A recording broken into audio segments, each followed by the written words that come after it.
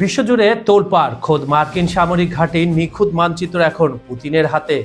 ইউক্রেনের president Volodymyr জেলেনস্কির এক বিস্ফোরক তথ্য ফাঁসে কেঁপে উঠেছে হোয়াইট হাউস।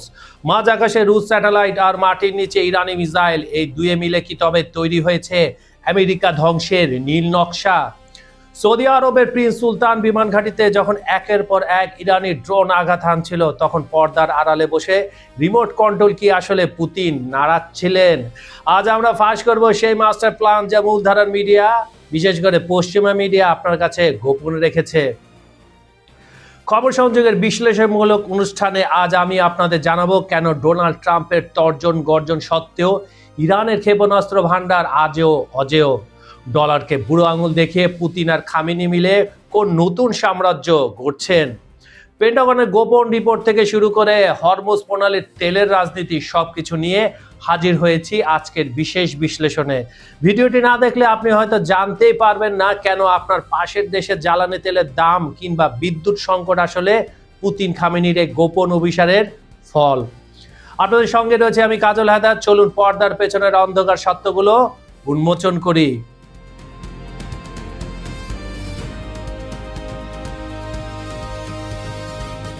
মধ্যপ্রাচ্যের ভূ রাজনীতিতে এক বিস্ফোরক তথ্য ফাঁস করলেন ইউক্রেনের প্রেসিডেন্ট ভলোদিমির জেলেনস্কি।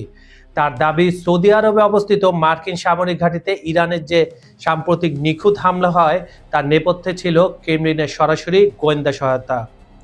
রুশ স্যাটেলাইট দিয়ে মার্কিন সেনাদের অবস্থানের ছবি তুলে তা তেহরানের হাতে তুলে দিয়েছিলেন খোদ ভ্লাদিমির পুতিন। হামলার ছক যেভাবে তৈরি হলো, কাতারে দেওয়া এক সাক্ষাৎকারে জেলেনস্কি চাঞ্চল্যকর কিছু নথি ও গোয়েন্দা প্রতিবেদনের কথা উল্লেখ করেন। তার ভাষ্যমতে সৌদি আরবের প্রিন্স সুলতান বিমান ঘাঁটিতে হামলার আগে রুশ স্যাটেলাইটগুলো অন্তত পরিকল্পিতভাবে নজরদারি চালিয়েছিল। গোয়েন্দা তথ্য বলছে 20 মার্চ প্রথমবার ঘাঁটির ছবি তোলা হয়, মানে এটাকে প্রাথমিক রেকি বলা হয়। 23 মার্চ দ্বিতীয়বার ছবি তোলা হয়, হামলার মহড়া ও লক্ষ্যবস্তু নির্ধারণ করা হয়। 25 মার্চ তৃতীয়বার নিখুঁত ছবি নেওয়া হয়, হামলার চূড়ান্ত প্রস্তুতি। আর 26 মার্চ এই তথ্যের উপর ভিত্তি করে ইরান ওই ঘাঁটিতে বিধ্বংসী ড্রোন ও মিসাইল হামলা চালিয়ে লণ্ডভণ্ড করে দেয়। এই নিখুঁত সমন্বিত হামলায় অন্তত 12 জন মার্কিন সেনা হতাহত হয়। জেলেনস্কি জোর দিয়ে বলেন, আমি তার মুখের ভাষায় বলছি যাতে আপনারা কানেক্ট করতে পারেন, আমি শতভাগ নিশ্চিত যে মস্কো এই তথ্য সরবরাহ করেছে। তাদের ছবি তোলার প্যাটার্নই বলে দেয় কখন হামলা হবে। একবার ছবি মানে প্রস্তুতি, দ্বিতীয়বার মানে মহড়া, আর তৃতীয়বার মানে 24 থেকে 48 ঘন্টার মধ্যে হামলা, এবং তাই হয়েছে। ইউক্রেনের প্রেসিডেন্টের মতে ইরান যে এখন এত নিখুঁতভাবে মার্কিন লক্ষ্যবস্তুতে আঘাত হানতে পারছে তার মূল কারিগর কিন্তু ক্রেমলিনে বসে থাকা সে পুতিন। ইউক্রেন যুদ্ধে ইরান যেমন রাশিয়াকে ড্রোন দিচ্ছে, তার বিনিময়ে রাশিয়া এখন মধ্যপ্রাচ্যে মার্কিন সেনাদের রক্ত ঝরাতে ইরানকে আধুনিক স্যাটেলাইট প্রযুক্তি দিয়ে সাহায্য করছে। এই সমঝোতা এক নতুন অক্ষশক্তির জানান দিচ্ছে। পুতিন এবং ইরান বিশ্ব রাজনীতির দুই ব্যাড বয় এখন একে অপরের গলায় গলাগলি করছে। বর্তমান ভূ রাজনীতির প্রেক্ষাপটে বন্ধুত্ব কেবল কূটনৈতিক নয়, বরং অস্তিত্ব রক্ষার লড়াইয়ে পরিণত হয়েছে। কেন পুতিন ইরানের দিকে ঝুঁকে পড়ছেন, তার পেছনে রোমাঞ্চকর কারণগুলো চলুন শুনে আসি।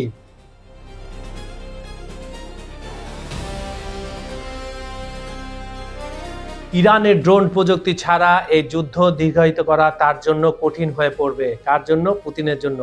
পুতিনের জন্য এই মুহূর্তে সবচেয়ে বড় মাথা ব্যথার নাম ইউক্রেন যুদ্ধ। পশ্চিমা উন্নত অস্ত্রের মুখে রুশ বাহিনী যখন কিছুটা কোণঠাসা ছিল, তখনই দেবদূতের মতো হাজির হয়েছিল ইরানের তৈরি শাহেদ 136 ক্যামিকাজে ড্রোন। সস্তা অথচ ভয়ঙ্কর কার্যকর এই ড্রোনগুলো দিয়ে ইউক্রেনের বিদ্যুৎ কেন্দ্র আর শহরগুলোকে তছনছ করে দিচ্ছে রাশিয়া। ক্রেমলিনের কাছে এই ড্রোন এখন সস্তায় কিস্তিমাত করার সেরা হাতিয়ার। পুতিন ভালোভাবে জানেন ইরানের ড্রোন প্রযুক্তি ছাড়া এই যুদ্ধ দীর্ঘায়িত করা তার জন্য কঠিন হয়ে পড়ত। নিষেধাজ্ঞার বিষে নীল, এক নৌকার দুই যাত্রী। রাশিয়া এবং ইরান দুই দেশে এখন বিশ্বের সবচেয়ে বেশি নিষেধাজ্ঞা প্রাপ্ত রাষ্ট্র। পশ্চিমারা যখন দুই দেশকে এক ঘরে করে রাখতে চাইছে, তখন তারা একে অপরের হাত ধরে নতুন এক সমান্তরাল অর্থনীতি গড়ে তুলছে। সুইফট ব্যাংকিং সিস্টেম থেকে বাদ পড়ে পুতিন এখন ইরানের নিজস্ব ব্যাংকিং ব্যবস্থার সাথে রুশ সিস্টেমের সংযোগ ঘটাচ্ছেন। অর্থাৎ ডলারকে বুড়ো আঙুল দেখিয়ে নিজস্ব মুদ্রায় ব্যবসা করার এক গোপন সুড়ঙ্গ তৈরি করে ফেলেছেন তিনি। অস্ত্রের বদলে প্রযুক্তি, এক ভয়ঙ্কর বিনিময়। ইরান তো আর মাগনা ড্রোন দিচ্ছে না, এর বিনিময়ে পুতিন তেহরানকে দিচ্ছে আধুনিক SU-35 যুদ্ধ বিমান এবং অত্যাধুনিক আকাশ প্রতিরক্ষা ব্যবস্থা, যেটা S-500 ঠিক না, 500 রাশিয়া কাউকে দেয় না। শুধু তাই নয়, ইরানের পারমাণবিক কর্মসূচি এবং মহাকাশ গবেষণায় রাশিয়ার প্রযুক্তিগত সহায়তা তেহরানকে মধ্যপ্রাচ্যের এক অপরাজেয় শক্তিতে পরিণত করছে। এই গিভ অ্যান্ড টেক পলিসি মধ্যপ্রাচ্যে ইসরায়েল আর আমেরিকার ঘুম হারাম করে দিয়েছে, শতভাগ নিশ্চিত থাকেন আপনারা। পশ্চিমা বিরোধী এক নতুন ব্লক। পুতিন মনে করেন আমেরিকার একক আধিপত্যের দিন শেষের দিকে। তিনি ইরানকে সাথে নিয়ে এশিয়ায় এমন এক শক্তি বলয় তৈরি করতে চান যা ন্যাটোর পাল্টা জবাব হবে। ক্যাস্পিয়ান সাগর দিয়ে তৈরি করা হচ্ছে নতুন এক বাণিজ্য পথ, যা সুয়েজ খালকে এড়িয়ে সরাসরি ভারত ও রাশিয়ার মধ্যে সংযোগ ঘটাবে। এতে করে পশ্চিমা নৌ অবরোধের আর কোনো ভয় থাকবে না।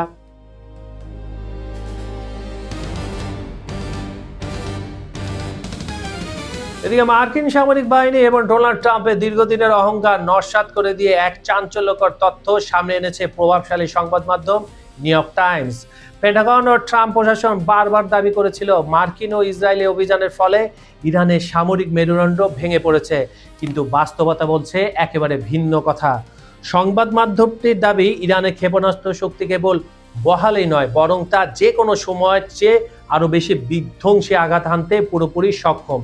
এবং এই 31-32 দিনের যুদ্ধে আমরা তাই দেখছি, পরাজিত নয় বরং ভয়ঙ্কর এক ইরান। ওয়াশিংটনের স্টিমসন সেন্টারের সিনিয়র গবেষক গ্রে কি কেলি নিউ ইয়র্ক টাইমসকে দেওয়া এক সাক্ষাৎকারে পশ্চিমা দম্ভের বেলুনটি ফুটো করে দিয়েছেন। তিনি সরাসরি বলেছেন, আমি তার মুখের ভাষায় বলছি, আমরা কোনো পরাজিত বা কোণঠাসা হয়ে পড়া পক্ষের মুখোমুখি নই।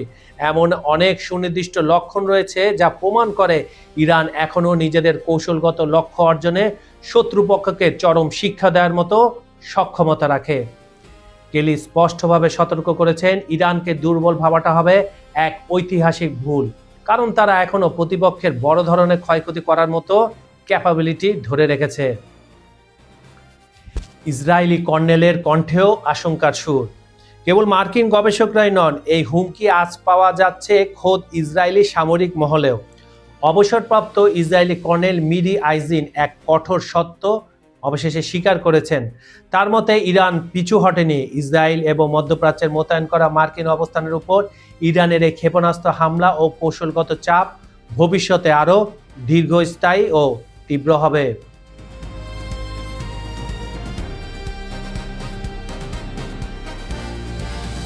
বর্তমানে মধ্যপ্রাচ্যে যে সংঘাত চলছে তাতে ইরান এক সুদূর প্রসারী ও কৌশলী সমরনীতি গ্রহণ করেছে। সেটা কি? ওয়াশিংটনের মিডল ইস্ট ইনস্টিটিউটের সিনিয়র ফেলো রস হ্যারিসন এবং সামরিক বিশেষজ্ঞ হারল্যান্ড উলম্যানের মতে, ইরান সরাসরি সামরিক শক্তিতে যুক্তরাষ্ট্রের সমান না হলেও তারা এক বিশেষ ডিফিউশন স্ট্র্যাটেজি বা ক্ষমতা ছড়িয়ে দেওয়ার কৌশল ব্যবহার করছে। ইরানের ডিফিউশন স্ট্র্যাটেজি ও রাজনৈতিক চাপ। ইরান গত 30 থেকে 40 বছরে সিরিয়া, লেবানন, ইরাক এবং ইয়েমেনের মতো দেশগুলোতে নিজের প্রভাব ছড়িয়ে দিয়েছে। সরাসরি আমেরিকার সাথে যুদ্ধে না জড়িয়ে তারা আঞ্চলিক ছায়াশক্তির মাধ্যমে যুক্তরাষ্ট্রকে লক্ষ্যবস্তু বানাচ্ছে। তেলের রাজনীতি। ইরান হরমুজ প্রণালীতে অস্থিরতা তৈরি করে বিশ্ববাজারে তেলের দাম বাড়িয়ে দিচ্ছে। আর রাজনৈতিক লক্ষ্য, তাদের মূল উদ্দেশ্য হলো আমেরিকার উপর এমন রাজনৈতিক চাপ তৈরি করা যাতে ডোনাল্ড ট্রাম্প প্রশাসন পিছু হটতে বাধ্য হয়। হ্যারিসনের মতে ইরানের একটি স্পষ্ট রাজনৈতিক লক্ষ্য আছে যা আমেরিকার বর্তমানে দেখা যাচ্ছে না, একেবারে নেই। সাবেক নৌ কর্মকর্তা হারল্যান্ড উলম্যান এক ঐতিহাসিক সত্য তুলে ধরেছেন। তার মতে ভিয়েতনাম, আফগানিস্তান বা দ্বিতীয় ইরাক যুদ্ধে আমেরিকা প্রতিটি খণ্ডযুদ্ধে জিতলেও শেষ পর্যন্ত যুদ্ধ হেরেছে। ইরান এখন সেই পথেই হাঁটছে। আমেরিকার কাছে সব ঘড়ি থাকতে পারে, কিন্তু সময় আছে আমাদের হাতে। আফগানিদের এই দর্শনই ইরান যুদ্ধ চালিয়ে যাচ্ছে।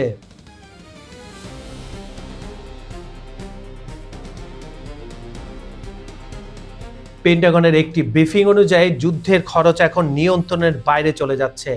অর্থনৈতিক ব্যয় যুদ্ধের প্রথম 16 দিনেই ইন্টারসেপ্টর ও প্রতিরক্ষা খাতে খরচ হয়েছে প্রায় $26 বিলিয়ন। ক্ষেপণাস্ত্রের খরচ আমেরিকা এ পর্যন্ত 850টিরও বেশি টমাহক মিসাইল ছুড়েছে, যার প্রতিটির দাম $3.6 মিলিয়ন। মোট $3 বিলিয়ন খরচ হয়েছে শুধুমাত্র এই একটি অস্ত্রে। প্রাণহানি এখন পর্যন্ত অন্তত 13 জন মার্কিন সেনা নিহত এবং 300 জনের বেশি আহত হয়েছে। ইউএসএস ফোর্ড রণতরী অগ্নিকাণ্ডের ঘটনা নৌবাহিনীর মনোবল নিয়ে প্রশ্ন তুলেছে, যদিও মৃতের সংখ্যা তারা লুকোচ্ছে। ডোনাল্ড ট্রাম্পের সামনে কঠিন বিকল্প। বিশ্লেষকদের মতে মার্কিন প্রেসিডেন্টের সামনে এখন দুটি পথ খোলা, যার কোনোটি সুখকর কিন্তু নয়। পিছু হটা, যুদ্ধের ময়দান ছেড়ে চলে আসা এবং রাজনৈতিকভাবে পরাজয় স্বীকার করা, উত্তেজনা বাড়ানো, আরও সেনা মোতায়েন করা, যা পরিস্থিতিকে আরও ভয়াবহ করে তুলবে। এই উলমান সতর্ক করেছেন ইরানের কাছে একটি তুরুপের তাস রয়েছে, ডেসালিনেশন প্লান্ট বা পানি শোধনাগার। পারস্য উপসাগরের দেশগুলোর 95% বিশুদ্ধ পানি আসে এই প্লান্টগুলো থেকে। ইরান যদি এগুলো ধ্বংস করে দেয় তবে পুরো অঞ্চলে এক অভাবনীয় মানবিক বিপর্যয় নেমে আসবে, যা কোনো গণবিধ্বংসী অস্ত্রের চেয়ে কম নয়। পাকিস্তান, সৌদি আরব এবং মিশরের মতো দেশগুলো এখন কূটনৈতিক সমাধানের চেষ্টা করছে, তখন যুদ্ধের ময়দানে আরও উত্তপ্ত হচ্ছে। একদিকে ইয়েমেনের লোহিত সাগর অবরোধের হুমকি, অন্যদিকে রাশিয়ার ক্রমবর্ধমান সংশ্লিষ্টতা, সব মিলে মধ্যপ্রাচ্য এখন এক বিশাল অগ্নিকুণ্ডে পরিণত হয়েছে।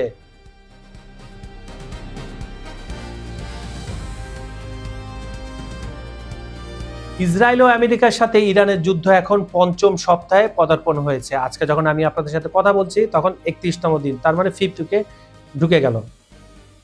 পারস্য উপসাগরে উত্তেজনার পারদ চড়িয়ে পেন্টাগন জানিয়েছে তারা প্রায় 3500 মার্কিন মেরিন ও সেনা সদস্য ওই অঞ্চলে পৌঁছে চূড়ান্ত নির্দেশের অপেক্ষায় রয়েছে। খুব ভালো কথা, তারা রেডি হয়ে বসে আছে। ইরান এই পদক্ষেপকে আগ্রাসনের নীল নকশা হিসাবে অভিহিত করে হুঁশিয়ারি দিয়েছে, মার্কিন সেনারা পা বাড়ালেই তাদের উপর আগুনের বৃষ্টি ঝরানো হবে। তেহরানের পক্ষ থেকে স্পষ্ট বার্তা দেওয়া হয়েছে, পারস্য উপসাগর হবে মার্কিন সেনাদের সমাধি। ইসরায়েলি প্রধানমন্ত্রী বেনিয়ামিন নেতানিয়াহু দক্ষিণ লেবাননে একটি নিরাপদ অঞ্চল বা সিকিউরিটি জোন সম্প্রসারণের ঘোষণা দিয়েছেন। সমালোচকরা একে সরাসরি দখলদারিত্ব হিসাবে দেখছেন। ইসরায়েলি বিমান হামলায় তেহরানে কাতার ভিত্তিক একটি নিউজ চ্যানেলের অফিস বিধ্বস্ত হয়েছে। ইরানের পাল্টা আঘাত ও সামরিক সক্ষমতা। আমেরিকা দাবি করেছিল তারা ইরানের সামরিক শক্তি গুঁড়িয়ে দিয়েছে, কিন্তু বাস্তব চিত্র একেবারে ভিন্ন। ইসরায়েলের নেভেগ মরুভূমির শিল্পাঞ্চলে ইরানি ক্ষেপণাস্ত্রের আঘাত, ভয়াবহ আগুন জ্বলতে দেখা গেছে। এমনকি সৌদি আরবে মোতায়েন করা আমেরিকার অত্যন্ত মূল্যবান অ্যাকোয়াস স্পাই প্লেনও ইরানি হামলায় ধ্বংস হওয়ার খবর পাওয়া গেছে।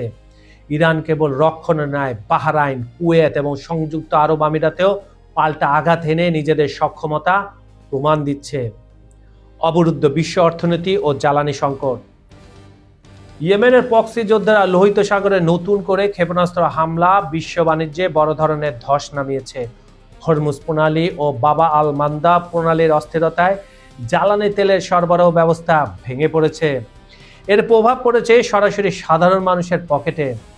এশিয়া ও আফ্রিকার কি অবস্থা? ফিলিপাইনে 4 দিনের কর্মদিবস চালু হয়েছে। থাইল্যান্ডে লিফট ব্যবহার বন্ধ করে সিঁড়ি ব্যবহারের নির্দেশ দেওয়া হয়েছে। বাংলাদেশ ও শ্রীলঙ্কায় জ্বালানি রেশনিং এবং বিশ্ববিদ্যালয় বন্ধের মতো ঘটনা ঘটছে। অস্ট্রেলিয়া গণপরিবহন ফ্রি করে দেওয়া হয়েছে এবং মিশরে বিদ্যুৎ সাশ্রয় রাত 9টার পর সব দোকানপাট বন্ধ রাখার নির্দেশ দেওয়া হয়েছে। ব্রিটেনে যুক্তরাজ্যে জ্বালানি তেলের দাম প্রায় 15% থেকে 26% পর্যন্ত বৃদ্ধি পেয়েছে, যা খাদ্যদ্রব্যের দামকেও উস্কে দিচ্ছে। ডোনাল্ড ট্রাম্পের রাজনৈতিক অগ্নি পরীক্ষা। মার্কিন প্রেসিডেন্ট ডোনাল্ড ট্রাম্পের জন্য এটি এখন অস্তিত্বের লড়াই। একদিকে যুদ্ধের খরচ ও তেলের দাম বৃদ্ধিতে খোদ আমেরিকার আলাবামার মতো রিপাবলিকান ঘাঁটিগুলোতে কৃষকরা ক্ষুব্ধ, অন্যদিকে ট্রাম্প দাবি করছেন তিনি পিছু হটবেন না। মার্কিনীদের মধ্যে একটি বড় অংশ এই যুদ্ধের বিপক্ষে থাকলেও ট্রাম্পের অন্ধ সমর্থকরা এখনো তার উপর আস্থা রাখছেন। তবে বুটস অন দ্য গ্রাউন্ড বা সরাসরি পদাতিক সেনা নামানোর সিদ্ধান্ত ট্রাম্পের জন্য এক ভয়াবহ রাজনৈতিক ঝুঁকি হতে পারে। বন্ধুরা, ইতিহাস সাক্ষী আছে, যখন দুই সিংহ এক জঙ্গলে প্রবেশ করে তখনই বনের মানচিত্র বদলে যায়। পুতিন আর মোস্তফা খামেনি আজ সেই সিংহ যারা মার্কিন ঈগলের ডানা ছেটে ফেলার মরণ কামড় দিচ্ছে।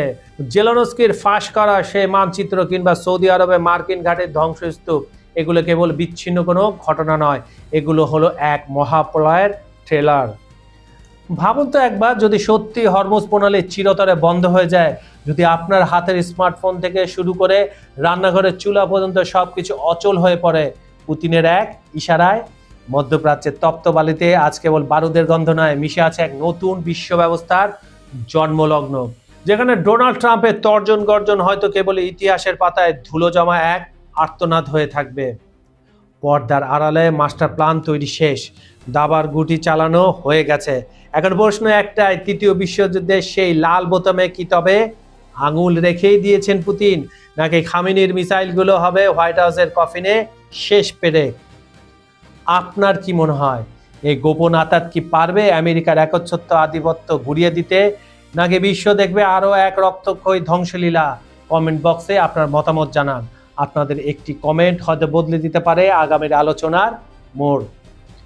আজ এই পর্যন্ত পৃথিবীর যে প্রান্তে থেকে আমাদের দেখছেন, বাংলাদেশ, ভারত কিংবা মধ্যপ্রাচ্য, সবাইকে জানাই কৃতজ্ঞতা। পর্দার পেছনের অন্ধকার সত্যগুলো জানতে চোখ রাখুন খবর সংযোগে। আমি কাজল হায়দার বিদায় নিচ্ছি, দেখা হবে পরের ভিডিওতে নতুন কোনো বিস্ফোরক ইস্যু নিয়ে। ততক্ষণ ভালো থাকুন, সতর্ক থাকুন এবং নিরাপদে থাকুন। ধন্যবাদ সবাইকে।